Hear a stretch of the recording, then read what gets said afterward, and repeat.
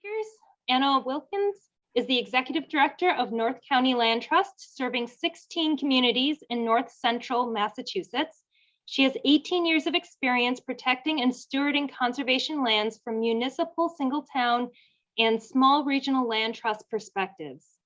With a background of her degree in wildlands ecology management and her personal experiences in nature around the globe, she strives to foster balance between human influence and wild spaces. We have Nick Rossi, land protection specialist at Mass Audubon, working on protecting new conservation land across eastern Massachusetts. Formerly, he was responsible for coordinating Mass Audubon's CR stewardship program across the state of Mass from 2015 to early 2019. And before starting at Mass Audubon, Nick worked as the CR steward for the Massachusetts Department of Conservation and Recreation and volunteered with the Greater Worcester Land Trust. He holds an MS in environmental science and a BA in geography, both from Clark University. He is currently based out of Mass Audubon's headquarters in Lincoln, Mass. So with that introduction, I will hand over the virtual stage to Anna and Nick.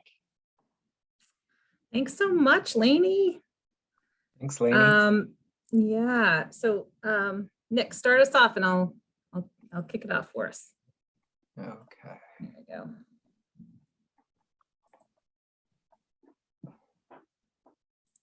All right. Welcome, everybody. I'm Anna Wilkins, and Executive Director for North County Land Trust, as Lainey just introduced me. And basically, my experience with conservation restrictions has been both on the later enforcing side and also drafting, which is great. And we'll talk a little bit more about why that's great. But I was actually invited by Nick Rossi, who's the real expert here on drafting conservation restrictions. And in this session, we're going to assume a certain amount of knowledge and terms, but if we come across anything that is confusing to you or you're not sure what it means, feel free to interrupt us and let us know.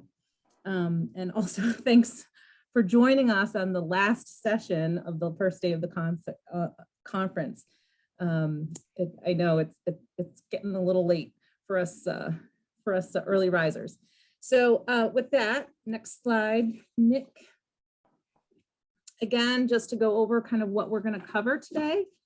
It's basic 101, nuts and bolts, and then some kind of broader consideration and guidelines, best practices, that sort of thing.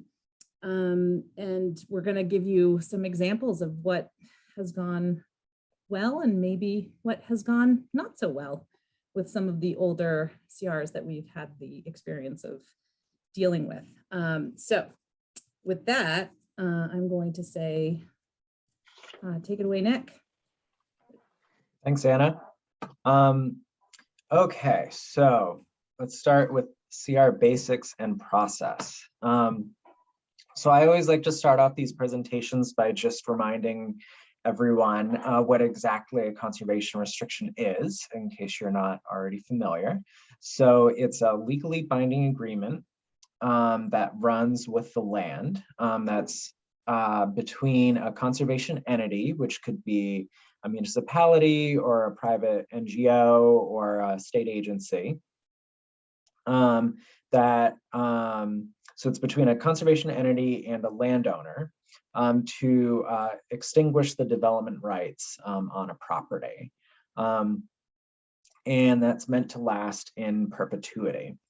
And so to give you an example of what that looks like, so if you have a house with a bunch of trees behind it, the CR might say that you can do whatever you like with the house, but you can't cut down all the trees, pave it over, dump toxic waste there, that sort of thing. And so the holder of the conservation restriction is responsible for monitoring and enforcing the agreement. So why would we use a CR? So CR in some ways is kind of a step down in protection from owning the full interest in land, but it can be a really useful tool in your toolkit. So sometimes landowners want to maintain ownership of their land, especially if they live on the property as as a private owner of land. So that can be a benefit, because when there's a CR on your property, it just means you can't do certain things on the land, but you still maintain the right to do certain things, like build trails, walk on it when you like, and that sort of thing. So there can be benefits for you as a landowner in terms of taxes. Actually, there's some federal tax deductions that are pretty beneficial for donors of conservation easements. And then these days, pretty much every land project is a cooperative project between different partners. And so a CR can be a part of a land project, either as part of a grant or just because you were pooling funds to protect the property. Or it could be a regulatory requirement. So natural heritage, for example, might require a developer to put a conservation restriction on the property. And then, of course, there's always exceptions to every rule and lots of fun and interesting situations.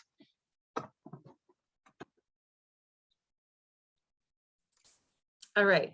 So as Nick was talking about, basically it's a tool. It's a tool that we can use in order to get the desired outcome for the land and for the landowner.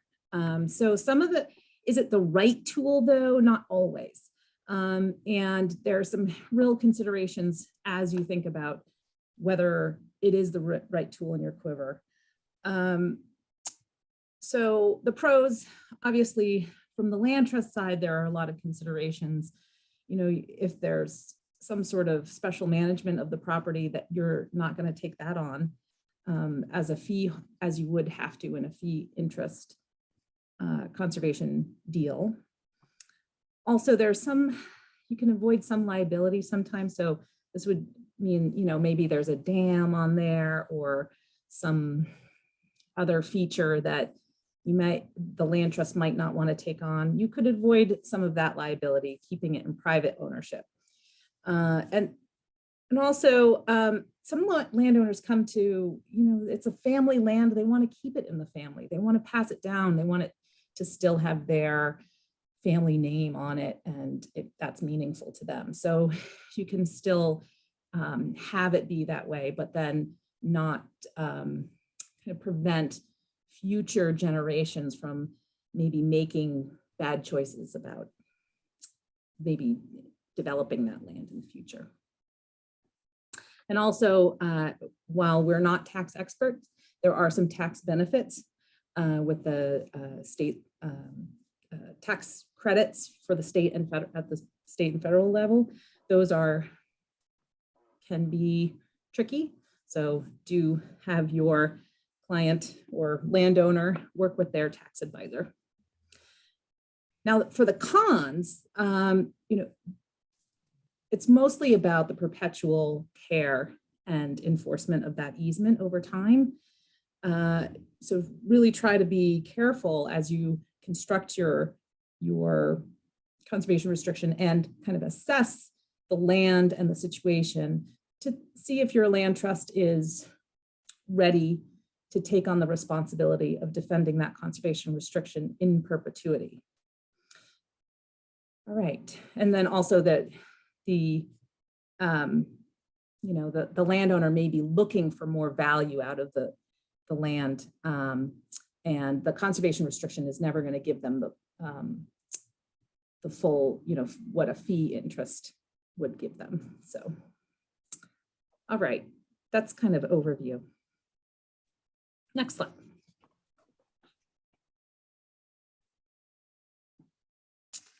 So, as I mentioned in the last slide, stewardship comes along with taking on any conservation land for your organization, whether it's fee or conservation restriction.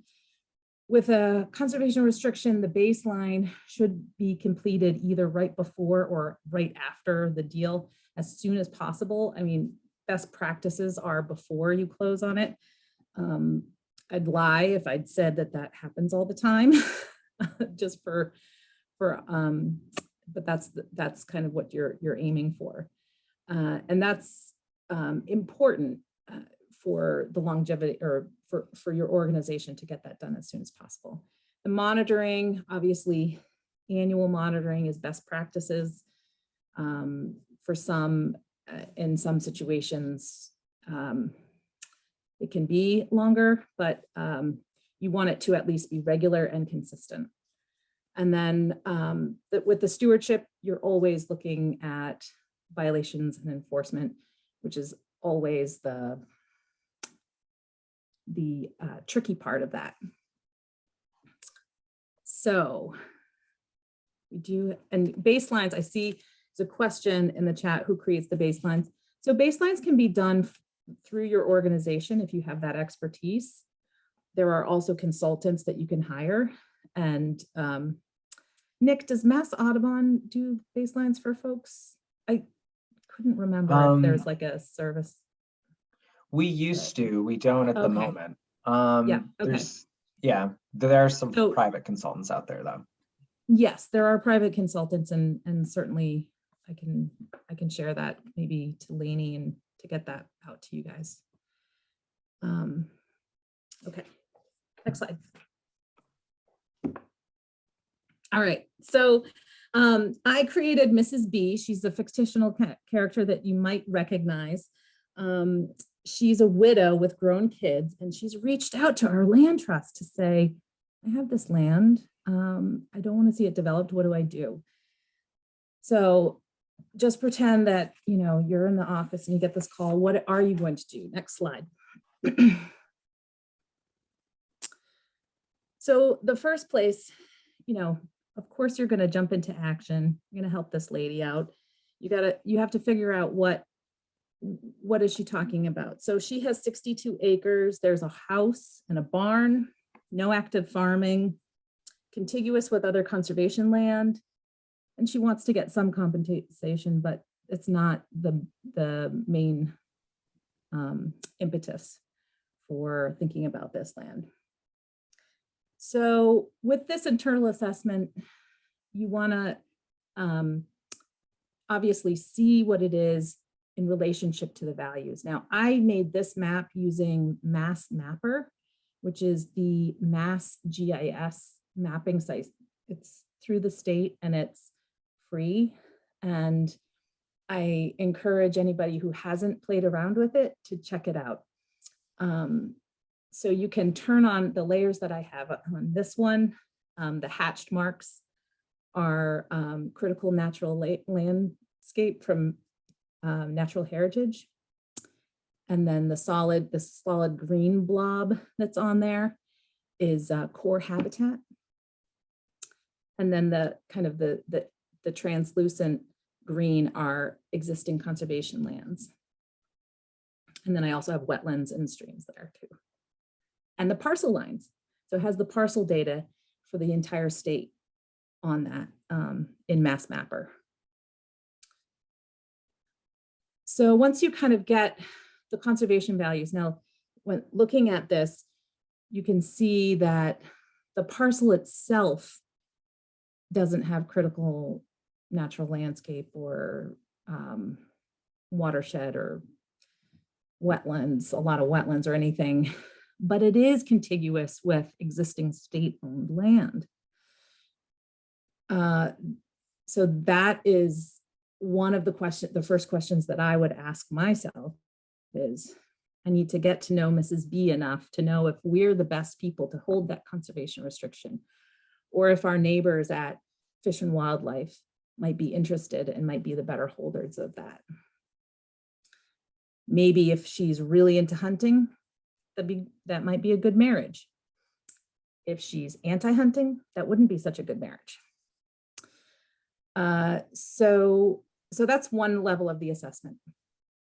The next thing, as you map all of these features out and you meet with Mrs. B and you get to know kind of how she feels about the land and what she's interested in, you fill out your project assessment worksheet, sometimes called a project selection criteria. Now, this is an internal assessment. And if your organization doesn't have one, there are templates out there that you can get. But it basically walks you through what what are all of the values? Does it align with your mission? Do you have the capacity? And then also it talks about funding. So sometimes when you're looking at the conservation values, you can also start to think about, if you need funding for this project, where is that funding going to come from? Okay. So once you've agreed that your organization wants to work with the landowner and that your land trust is the most viable entity, then you can begin the CR drafting process. And keep in mind, depending on funding, you may want to talk to the landowner about getting an appraisal of the land, getting their permission to get an appraisal of the land.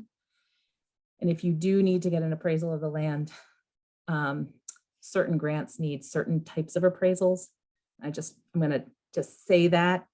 We're not going to get into that, but you may need a yellow book appraisal versus other, yeah, and we can talk about that later if we want to, but I'll leave it there for now.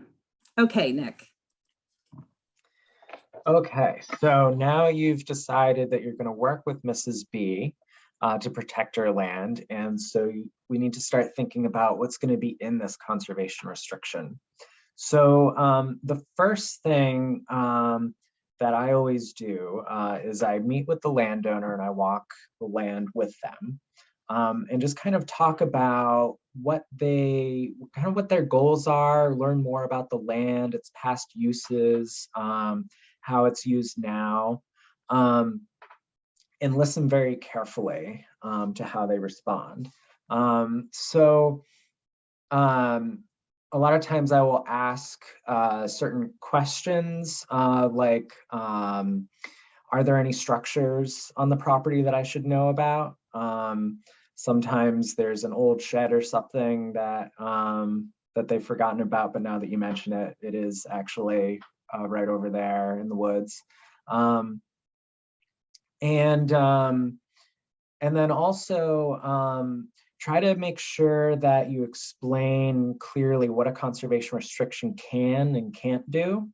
And this is all about kind of setting expectations. So CRs are very good at telling people, or very good at telling people what they can't do, but they're not very good at making people do things. So for example, a conservation restriction is really good at preventing development, really excellent tool for that. It's not very good at telling future owners of a property that they need to keep maintaining the garden that's on the property or something like that. So that's a good thing to make sure that is understood. And then also, as Anna said in the last slide, really think carefully about what your conservation values are. So if it's rare species habitat, that's an important thing to keep in mind, because that's likely going to be that section of the property that's important for those species is going to be a more sensitive part of the property. So it's just good to keep that in the back of your mind as you're working with the landowner. Okay, so there's a lot going on in the slide. When I talk about process, I always like to have a slide that just sort of like says what all the different processes are, all the steps that you're going through in this process. So, so CR drafting, there's a lot of back and forth with various parties. So, so you start with the landowner and you draft the conservation restriction. But then in Massachusetts, the state of Massachusetts reviews and signs off on every conservation restriction. So you need to work with the Division of Conservation Services, which will review the conservation restriction and give you feedback on it. And then back and forth as you go with DCS. And so getting more into the specifics. So, so DCS actually has a conservation restriction template that you can use that's on their website. And it's a really good template. There was a working group put together between DCS and various members of the land trust community that went through the template and made changes to it recently. And it's a great product to work with. It gives you a really good place to start from because these documents can be pretty complicated. And it's good to have that knowledge that other people have thought through this carefully. And then also remember that DCS, as they review your conservation restriction, they're actually a really valuable resource. I've frequently had occasions where I've encountered a question from a landowner that I'd never come across before. For example, someone asked me about green burials, and I asked DCS about it, and they were able to give me some examples of provisions, and it was excellent. So DCS is your friend. And then as you're drafting your CR, make sure that your CR steward or whoever's going to be monitoring the land has a chance to review the property if you have someone that specializes in that, or review the document. And it's important to do it early because once you've sort of committed to a provision, it's very hard to take it out. And what they can help you with is just thinking about like, how could this provision be a problem down the line, that sort of thing. And then incorporate any particularities of the property. And then, so DCS typically likes you to stick to the template. So when you make changes, which happens with pretty much every conservation restriction, if it's a major change from the template, it's good to just note in the comments why you made that change. Just helps the process go a little smoother. And then also when DCS typically does make edits to the conservation restriction when you send it to them. So it's good to explain to the landowner what DCS will likely accept and what they won't. And actually, I find that helpful sometimes for negotiation purposes. Sometimes a landowner might want to do something that I may not be particularly keen on. So I might say, well, and truthfully say, DCS, I don't think DCS is going to accept this. So we probably won't be able to put that in the conservation restriction. So it's kind of useful to kind of use that back and forth as you're working with the landowner, kind of preserving your relationship with the landowner. I just want to chime in here real quick, Nick, and say that I pasted a link in the chat to the page where the template CR is. Just scroll to the bottom and you'll get the link or the download link. Thanks. Okay, and then as you're working on your drafting in the review process, there's some due diligence that you should do. As you would with every real estate transaction. Some of it's a little bit different for a conservation restriction. So always get a title report and get a title report early, just to see if there's anything you should be aware of, any legal instruments that's on the property that you should be aware of. Have an attorney review the CR and the title report that you get back. And also make sure that you've thought through your closing well in advance.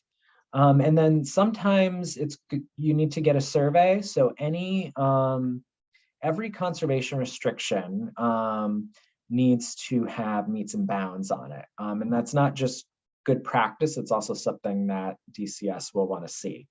So sometimes there's already a survey for the property, and so you don't need to get one.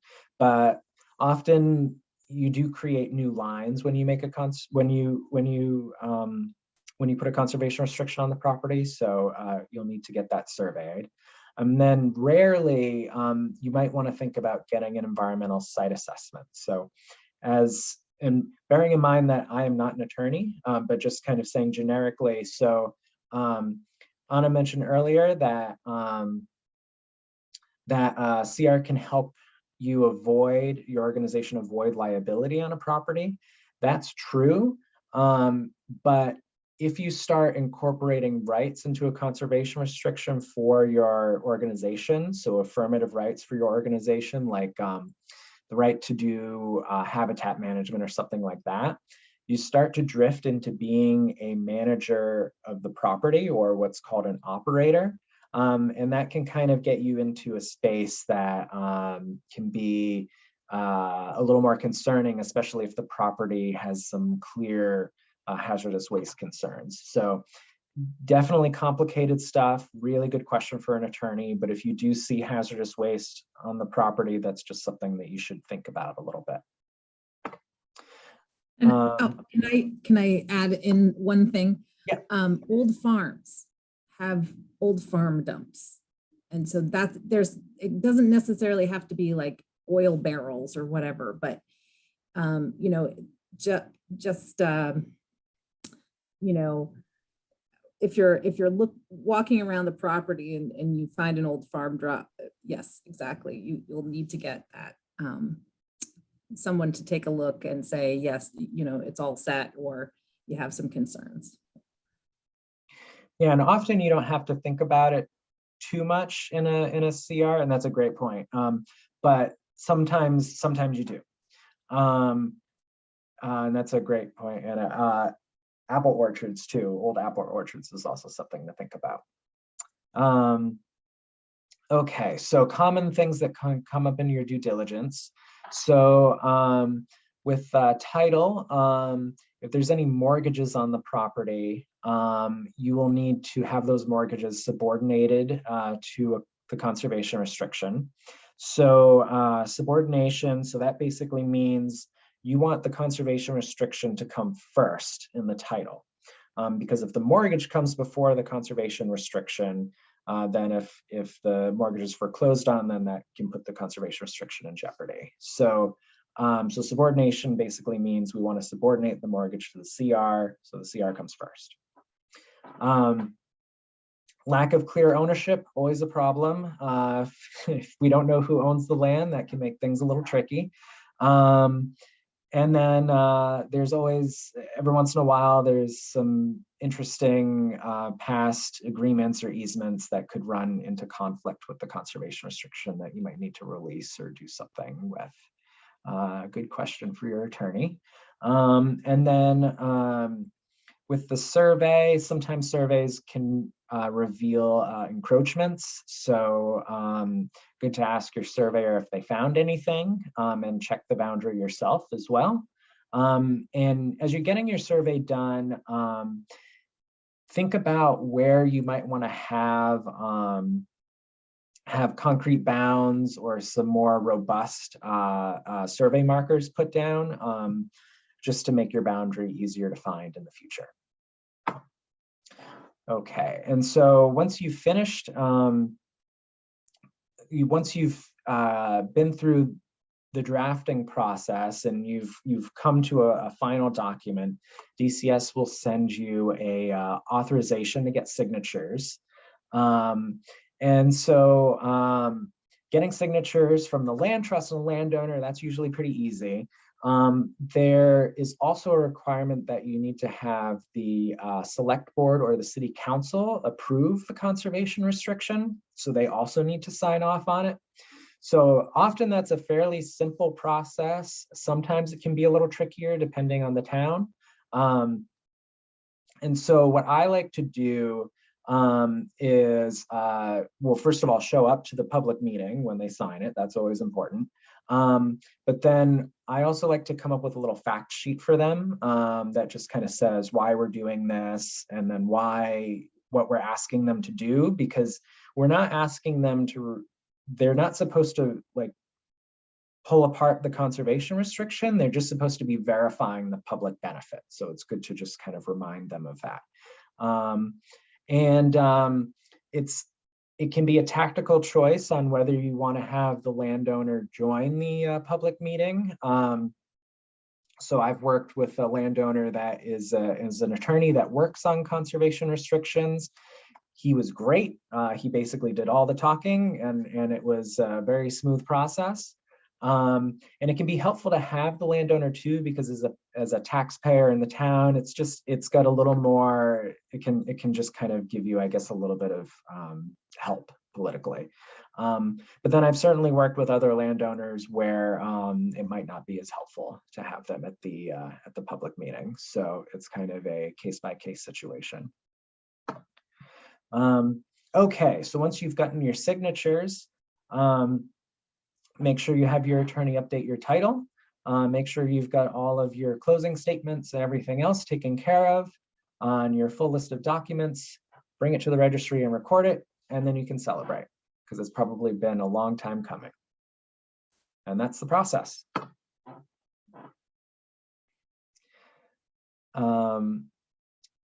Okay, so now moving on to drafting considerations. Yes, we're right. Sorry, transitioning. Drafting considerations. So now we're going to zoom out a little bit and kind of go over some of the experiences. This is, you know, Massachusetts has had this tool for decades now, and at the beginning, I should say the conservation restrictions have evolved quite a bit.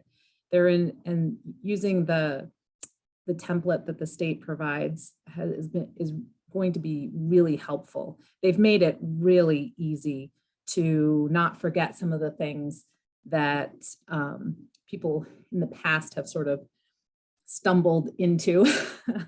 Oh yeah, we forgot to address this, or oh yeah, we should have placed this or elevated this issue more, whatever it is. So that's really good news for us. But let's go into some details because it's better to know kind of where all that comes from. All right, Nick, you're taking this one, right? Or am I? I can take it. Yeah, okay. Okay, so just general points on conservation restrictions. So like Anna said, you do have the template to work with, but inevitably you will end up deviating from the template at some point. And so when that happens, try to keep things as simple as possible, but also think about all the complexities that can happen over the years, because this is a perpetual document. So, so for example, going back to green burials, the first time I encountered it, just kind of thinking, well, how complicated could it be? It can be really complicated. There's a lot of different questions that sort of arose from having that, from just that simple idea. How many green burials can you have? Who can be buried on the property? Just all sorts of different things come up related to that. And it's important to think about how that'll affect the stewardship of the property. And also just assume that you won't think of everything. So it's good to try to build in flexibility when you can. So it's a fine line between being too strict and being too loose, but that's kind of the line you're trying to walk. One thing that can help you along the way is to try to use measurable descriptions. So don't say that a shed can be allowed on the property. Say a shed of up to 200 square feet can be allowed on the property. Which might be a big shed or not. I'm not good with that dimension thing. But anyway, and the point of that is, so when a question comes up, like when the landowner builds this shed, you have a very clear idea of how big the shed is. There's no debate about what the shed is supposed to be. And then along that same line, just think about how you can make things enforceable. So always try to find things that are measurable, things that are objective that you can refer back to. Avoid things that are kind of very subjective, and we'll have examples of that. And then of course, always think about the conservation values. So all of your provisions, all of your reserved rights and restrictions, they should all kind of tie back to those conservation values. So you don't want to have things that are superfluous to it, and you don't want to have things that run counter to those conservation values. I think Anna's about to talk about that a little bit. Yes, so you'll see in the template, I think the purposes this text that I screenshotted out of there is pretty standard. And basically, it says, premises will be maintained in perpetuity for conservation purposes in a natural, scenic, and undeveloped condition, and to prevent any use or change that would impair or interfere with its conservation and preservation values. And then they say conservation values. Throughout the document, you will see permitted uses that will end with saying, so that it doesn't interfere with the conservation values. So you might have permitted uses, but it will also have that caveat, whatever permitted use it can have cannot interfere with those conservation values. So just as an example, 3 landowners later, the folks who want to build that shed, and they make it 200 square feet, but they put it in a spot that was clearly defined in your purposes as being part of why you're putting the conservation restriction on it, saying this fen or this area is part of critical natural landscape. You could argue that the placement of that shed goes against the conservation values, and you can have them move it. If there's gray area within your conservation restriction, you always go up to the purpose and see if you're compromising the purposes. So this section is really important when you're drafting your CR. The model from DCS is great because it kind of bullet points the most common. And you're not necessarily, you won't necessarily use all of those every land isn't going to have every single purpose. So when you use that template, remember, you can take out the things that aren't pertinent, and you can even add things that they've missed that while you're describing the purpose of this conservation restriction is to what is the purpose. You fill that in, and the template makes it pretty easy to kind of jog your memory and look for things that it might be pointing to. And again, be specific. Say 8 acres is in X zone, and 10 acres has,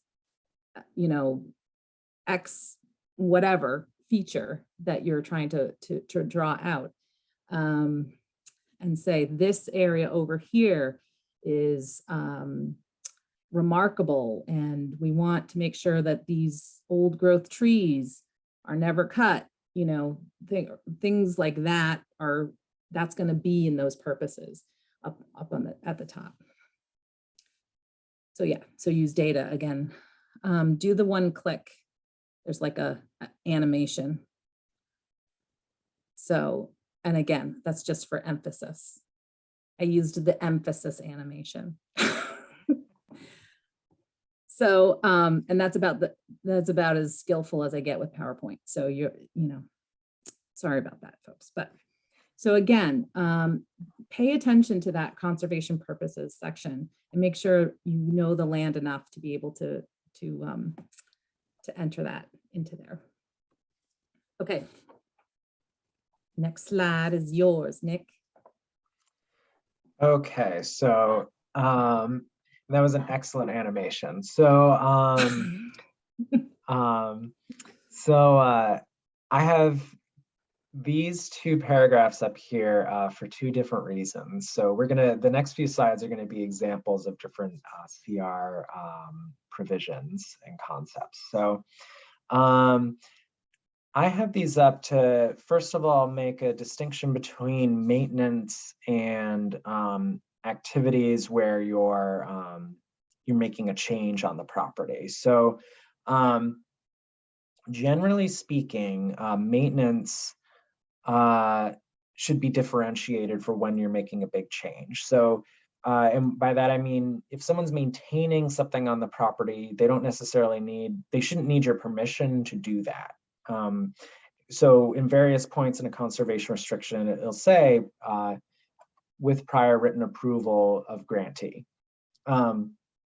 And places usually where you want prior written approval is when there's a big change happening, so you can catch any sort of problems when they happen as the CR holder. So in this one, on the top paragraph, it's talking about a bog and dam removal, or actually the bottom one's a little better. So talking about the dam. So they can maintain, use, repair the dam. No need to ask permission for that. But with prior approval of the grantee, they can replace the dam, or they could remove the dam. And so the other thing that I think is useful to point out with these paragraphs is that so there are always new things that come up every once in a while in conservation restrictions. And one of those things that has come up recently is restoration, ecological restoration. So if you look at the old CRs 10, 20, 30 years ago, you really see almost nothing about restoration in that. But a lot of the new ones do have stuff about restoration because it's just such a bigger part of what we do in conservation now. And whenever we have that new thing that comes up, there's a lot of thinking and work that needs to be done to figure out how exactly to structure this provision just right. So, you know, stuff like trails, we've been doing that for decades. We sort of get how to figure out trails, but restoration, this is still kind of new. So you can kind of see these two paragraphs they're two different paragraphs that I've written over time that's trying to sort out this issue. The top one was one of the first ones I did, and this one might even be a little heavy-handed by saying that we need a permit from Mass DEP. Maybe not. We'll have to see how things turn out in the future. That's the tricky thing with conservation restrictions, is you try to think of every possibility and hope that you've thought about them well enough. Okay, so this one, so structures. Structures can be a really tricky thing to figure out in a conservation restriction. So because they are often a they are a source of conflict and maybe even violations with future landowners. And so the top one is an example of what I think works well with structures. So it's good to set a purpose for structures often, but I think it's definitely good to try to stay away from being too specific. So you can see here that it has stuff about agricultural buildings. This is a farm, so they need buildings to, you know, keep livestock and that sort of thing. And they can put the structures where they want on the property, but they can't exceed 2,000 square feet. And that square footage limit, I've found seems to work pretty well. It's a really helpful way. It's enough flexibility so that the landowner can kind of work with stuff, but it also sets a limit so that there can't be like dozens and dozens and dozens of structures on the property. And this one didn't have a ton of sensitive habitat to it, but if it did, we might want to think about adding something else in there about that. So structures, very tricky. The one on the bottom, though, is a good example of how we can get into trouble. So this is from the same CR, and you can see there's two different paragraphs for structures. And so the thing I want to draw your attention to is the last paragraph on D, or the last phrase, each no more than 150 square feet in size. So that's actually kind of problematic when you think about it, because why should each structure be more than 100 square feet in size? Why can't it just be, you can't have more than a maximum of 300 square feet in size? And so that when the landowner sees that and says, well, I really want to build a 200 square foot structure there, why can't I do that? It's basically the same thing, and like it's kind of hard to argue against that, right? So that's something to keep in mind. And then And then the second paragraph has the same issue, but I would say that part of the issue here is that some of these uses, so it says 2 accessory agricultural buildings or structures, and then the second one says 2 rustic structures. So differentiating uses between structures in 2 different places can be tricky sometimes, because when is something a rustic structure and when is it an agricultural structure? It might seem like it's really obvious, but when it gets into practice and all the interesting things that people do, it can start to get tricky. So just be aware of when you're using that terminology. Okay, and then building envelopes versus exclusions. So this is a bit of a hobby horse for me. So an exclusion, as a general rule of thumb, is always simpler. And let me just define what a building envelope is versus an exclusion. So building envelope is basically a separate zone in a conservation restriction, where there's extra rights.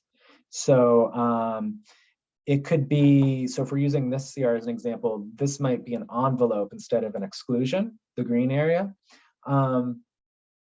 And it might say that there can be only 1 residence on the property, and they can do residential things on only this section of the property, but they can't do it on other sections of the property.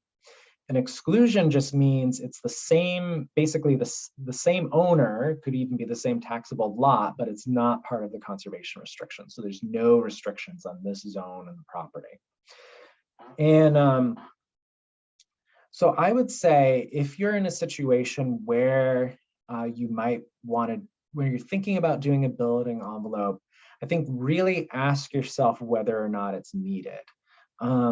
Because building envelopes over time have become a source of problems for a lot of CR stewards. And the reason for that is because, especially when you have a residence in the building envelope, and part of that is because, again, these are perpetual documents. There's going to be things that you try to think of in the building, of putting in the building envelope, that you're just going to miss. And the landowner is going to want to do something really interesting, that's really important to them, that no one thought of, and now they can't do it on the property. And then that's sort of a source of conflict. But not only could it be a source of conflict, but it might not actually have an impact on the conservation values on the property. So, or it might not have a big impact. And that's something to also really think about. So balance the protection against the extra stewardship burden. So how much does it matter whether that house is 20% larger than it is now? Does it really matter? Maybe it does, but how much does it matter? And how much does it matter to your land trust that you restrict that, that building? Because it's important to think too that when you have, so worst case scenario with a violation, right, is you go to court and you litigate whatever the issue is, and that's what you always want to avoid. And so trying to find ways where if you're really going to go to that level for something, make sure it's for something that's really important.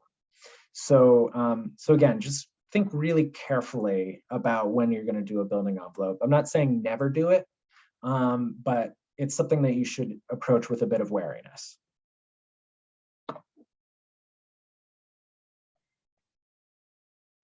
So I thought I'd bring this example after Nick talks about envelopes and restriction and exclusions.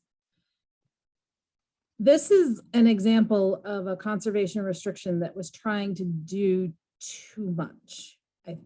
And there's even, as you can see, labeled restricted building envelope.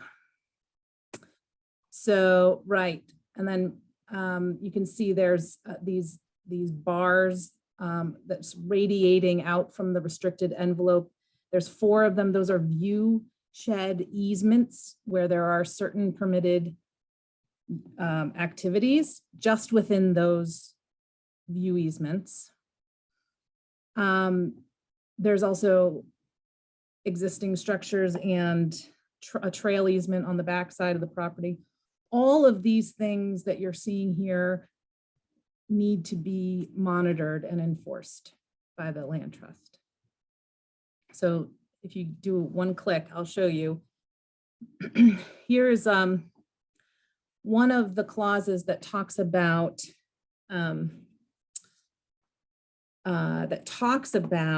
the what's allowed for the restricted building envelope. Now, if you take a moment to read it, can you imagine if you're the stewardship person, what you might find hard about this clause? First of all, you know,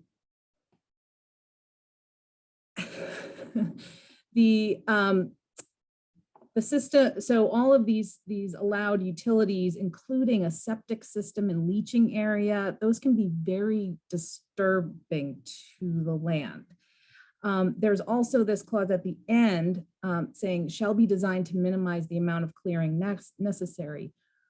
Who's judging that? And how are you saying, you know, that's a kind of a vague sense of, you know, I can see a battle where the land trust says you could have minimized the clearing, we have an issue. And the contractors and the landowner saying, I'm allowed to do it, and that's what needed to be done. So it, again, where it would be better to just have an area that they can muck around in and have an area where they can't muck around in. So that's, you know, talking about the exclusion versus the envelope. All right, next slide. So this is the same property, the ortho photo there. So remember those view shed lines radiating from them. Let's look at how those are to be maintained. So selective pruning or removal of underbrush and trees, so underbrush and trees, smaller than 18 inches DBH. So to maintain, just to maintain the view shed. So how are those view sheds marked? They're a narrow strip. How are they being marked on the ground so that your annual monitoring volunteer or staff person comes along and sees a bunch of trees cut and freaks out? Is that, you know, were they 18 inches at the DBH or were they, you know, less than that? You know, all you have is stumps. I can just see it now. It also says the grantor shall at all times preserve sufficient underbrush. So they can remove the underbrush, but they have to keep sufficient underbrush. Doesn't say how much or what that means or what that looks like. I can just see an argument happening between, like, you cleared all the brush. Well, you said I could, and it's going to grow back. So, you know, just a annual kind of problem. So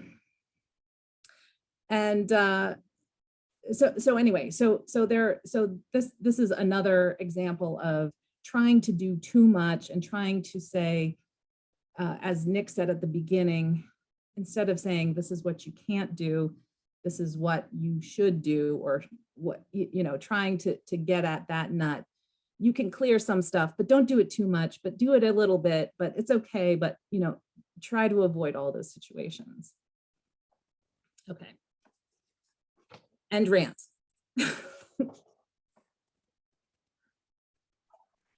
Okay. Okay, so this last one is just a little bit about clarity. So this is a one-line provision in one of our CRs, and I want to draw your attention to two words in particular: seasonal and rustic. So the right to occupy a seasonal dwelling in its existing rustic condition. So it sounds very simple, but when you start thinking about how we're going to enforce this provision, it actually gets quite complicated. So starting with seasonal, what is seasonal? Is it summer? Is it fall? Is it spring? Is it all three? Is it 11 months out of the year? It's hard to sort of figure out exactly what that is objectively, but also just in a practical sense, it can be really tricky to also enforce it, because how do you know if the landowner is occupying this dwelling in a seasonal sense without being there all the time, or otherwise figuring that out? It's kind of a tricky, that's sort of a tricky thing to enforce as a CR steward, especially if you're just visiting the property once a year. And then rustic. I see rustic all the time in old conservation restrictions. So rustic's a tricky word. Is it, what counts as rustic? Are solar panels rustic? Are 3 stories rustic? Log cabin, not log cabin, metal building? It's just, you know, one of those words that's just kind of tricky to figure out. And so you kind of want to avoid words that can be easily interpreted in your conservation restrictions. Okay, so just to close things out. So always keep your conservation restriction values and goals in mind when you're drafting your conservation restriction. Keep it simple when possible. And when you're doing the deal, communication with all the parties is always key.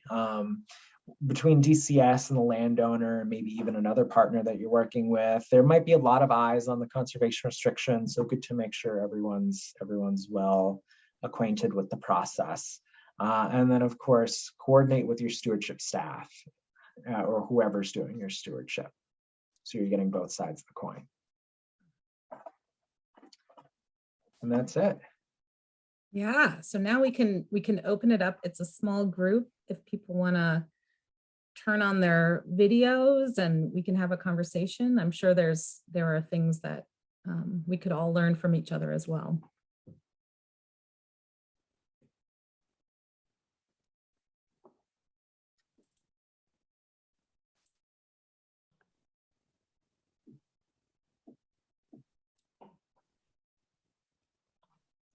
Yeah, and it's good to see some new faces, and also some old friends as well. So that's great.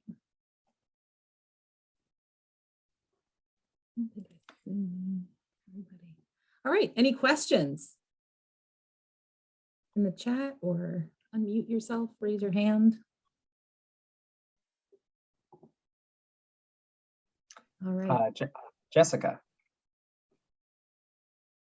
Thank you. Here I am cooking. Wait, sorry. I think I just need my hand held for a second. So we're looking at actually a big chunk of land. I think it's going to go smoothly.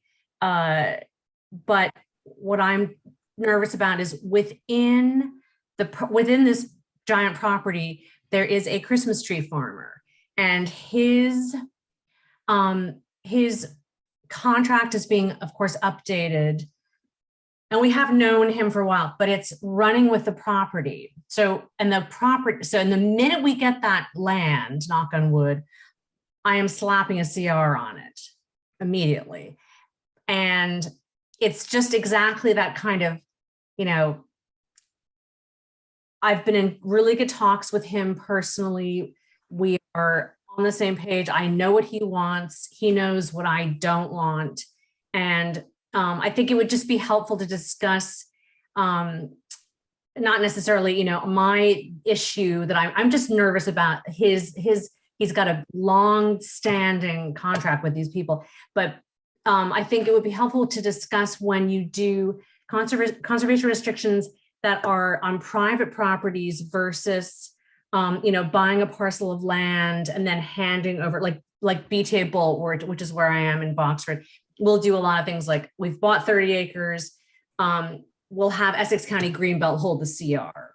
And we try to avoid like the plague, having CRs with houses on them, with private homes and all that that entails, as you've been discussing, you know, all of the maintenance issues. And then the next owner comes in, the poor next owner who might, you know, who never knows anything because of the real estate broker, right? Who's hidden, telling them all of the stuff that they're going to have to deal with.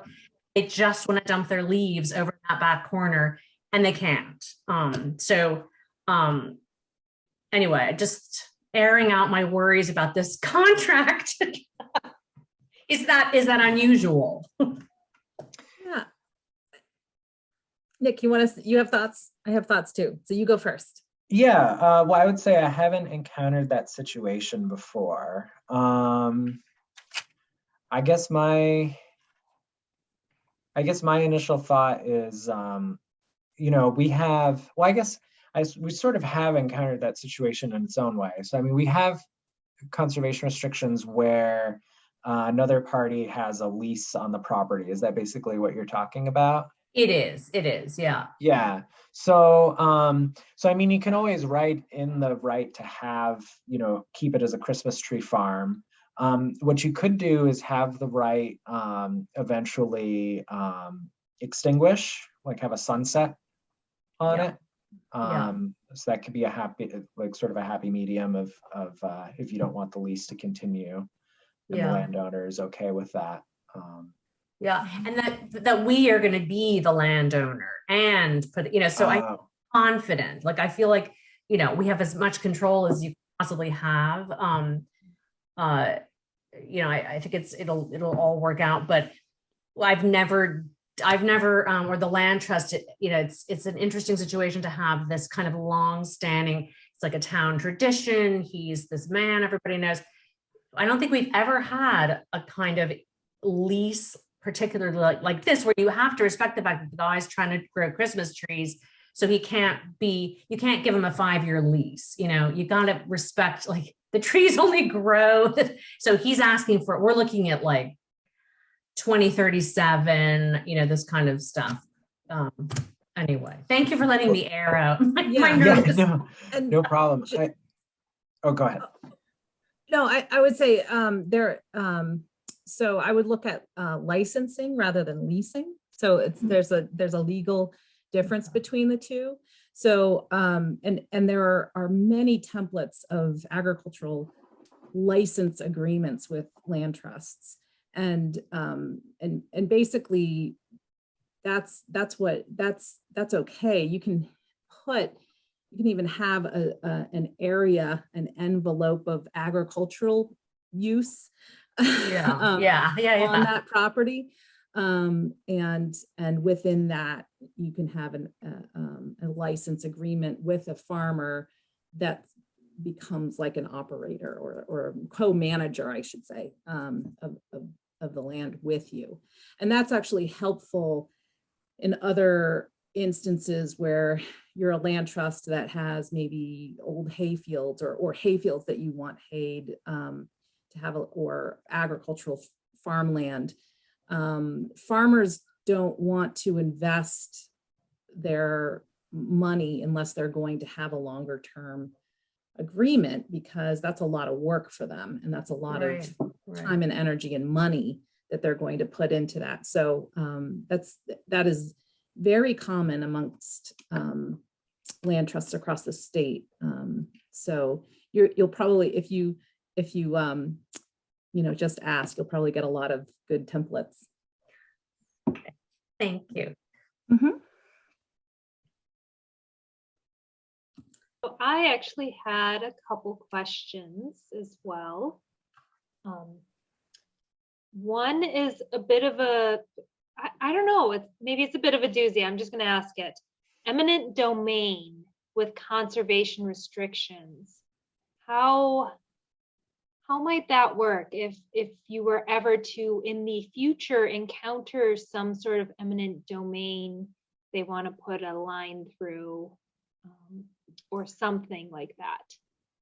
Yeah, I mean, if it's the state, there's a whole Mass General Law guidelines for how they do that. I've never come across that. Nick, have you? Where the state wants to take something for eminent domain that has a conservation restriction on it? I haven't, although I've heard about it in the past. Yeah. I mean, you can, that's generally when so there's a paragraph in the conservation restriction template that often gets overlooked about if it gets extinguished, then the holder of the conservation restriction is supposed to get proceeds from that extinguishment equal to whatever they define the value is. That can actually be an important paragraph, but that's usually what I think of when I think of that paragraph as eminent domain. I know there have been attempts to thwart eminent domain and conservation restrictions, but I don't know where the case law is on that right now, and that's probably a better question for an attorney in any case. Yeah. I mean, in general, it's hard to stop eminent domain from anything. Oh, thanks. Thanks, Kathy. Doing great work in Littleton. Say hi to all the Littleton folks. Yay. This is so fun. Right. Any other questions? Oh yeah, Jessica. Well, speaking of, I was just having this thought and discussion about eminent domain because, and I'm going to sound so uninformed. I am actually, but at least so in this, there's this push to have, oh God, I think it's now 50 contiguous acres, but I hope that it's 30 for affordable housing, about like 3 miles or so from public transportation. And, it's like this blanket that's just going to be thrown on top. And of course, I quietly flipped out when I heard this, not about the housing, it's that, how many towns around here have that many contiguous acres, perfectly situated next to public transportation, developable, all this stuff. And I immediately looked around my town thinking, oh my God, it's not going to work, number one. So I'm sure they're going to tailor everything and redo the whole thing. But in the meantime, it's a real concern. I mean, for all these small land trusts, when you hear this kind of thing, like, oh, wow, so we're just going to take that chunk of your town over here. And also, so the people who get to live in this supposed affordable housing is, it's like under a national grid line. Like, where is this land coming from? Because I will fight tooth and nail. They will not be taking, the land. So thank you, Lainey, for that question about eminent domain. Sometimes do wonder, or if we go into a water crisis, not if, but when we go into a water crisis, is all of our work just going to poof away? And funny you say water, because that was another question I had about water rights too. I know it's a much bigger issue out west, but I've had some landowners who were concerned about the water, like they want to protect their land, and they were worried that what if the state decided we need to build a reservoir because, oh, this is a lovely valley on my property, and there's this beautiful brook that feeds into wherever, and what if they wanted to make a reservoir there because we're having a water crisis? And I was like, wow, you're thinking long time thinker, because it's something I wouldn't have even thought of in my lifetime. But it's good since these are in perpetuity. Yeah, these are things we got to think about. It's really hard to, I think that goes to what Nick said, is just assume that you're not going to think of everything. When you're drafting these conservation restrictions and you're doing this work, just assume that who knew, solar arrays were going to be such an issue 10 years ago or 15 years ago, right? Who knew, there's going to be things that we will not think of, but just do your best with what you've got in terms of information right now. and doing right by the land. And again, looking at those purposes, because again, if you can really articulate why this land, this spot on the planet is super special. Why are we putting all this time and energy and money into this land? That's going to protect it more than, you know, anything else. I think. And that's, oops, sorry. It's okay. We're having a conversation. Does anybody mind? I don't mind. But and that the solar panel issue. So we have a lovely, you know, ancient house. You know, it's one of those really old. It's colonial. It's right on the road. They have a little pond, crumbling barns, all this stuff. It has a CR on a chunk of land, you know, over to one side. And the latest owners bought the place and put up solar panels with, you know, without consult. Yeah, it's like one day there was no solar panel, and now there's a very small array. And basically about probably half a foot lies in the CR. And, you know, it drives one of my board members completely batso. It enrages him. And he's right, you know, because this family tends to do a lot of, there's just stuff going on. You have to keep on them all the time, or what have you. And I finally said, like, we have just got to accept the fact, like, just the fact that they have solar panels is actually a good thing. You know, we had this whole debate about, so, and how much damage would it be to rip these out, injuring the whole back, moving them, recreating, you know, blah, blah, blah.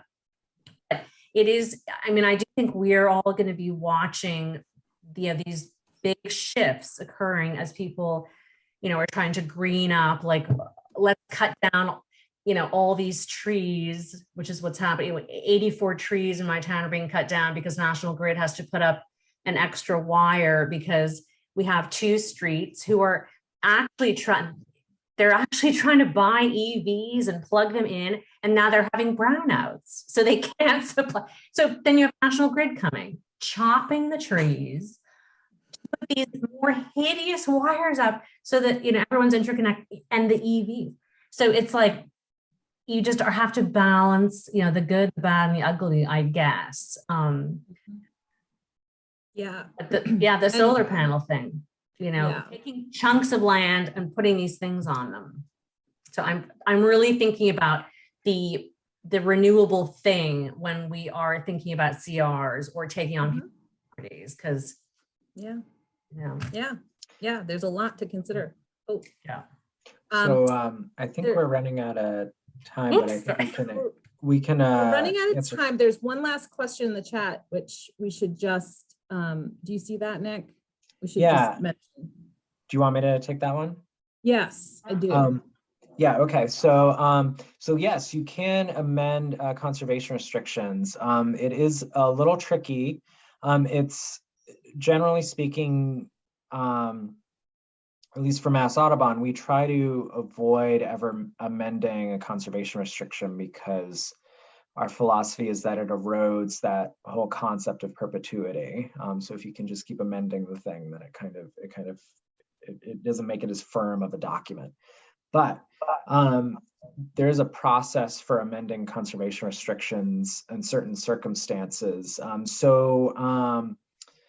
You need to go through DCS to do that. And there's actually a paragraph in the restriction that will talk a little bit about amendments and the process. The rule of thumb is, if you're going to amend a conservation restriction, then there should be some net gain in conservation value. So you could add more restrictions. That's always the easiest thing. Or you could fix a paragraph that's very vague or something like that, as long as you're not. You could change that seasonal rustic structure to you could write in specifics. That's also fine. Yeah. You. Yeah, and I would also say just really quickly for something like, you know, a solar panel being half a foot over the line, you know, there are some enforcement measures that you could do that where you write, you know, come up with an agreement, you know, because everything has a lifespan. So you can admit that you understand that this was done and this was a violation, but when it's removed, it no longer is a footprint that you can reclaim. Sometimes that, like, you know, I've done that with tree houses. So like some family will have, their kids will have built a tree house, like really nice tree house. And you say, all right, you can't do that. But, you know, we understand, like, we also want kids to have experiences in nature and they feel really proud about that house. And if the land trust comes in and like busts up the party, those kids are probably not going to have a good feeling of that. So if you can work with the landowner and say, okay, as soon as they're done with it, like when they turn 16, can we take it down? And then, you know, you kind of note that, and in your annual monitoring, you can kind of do that. So anyway.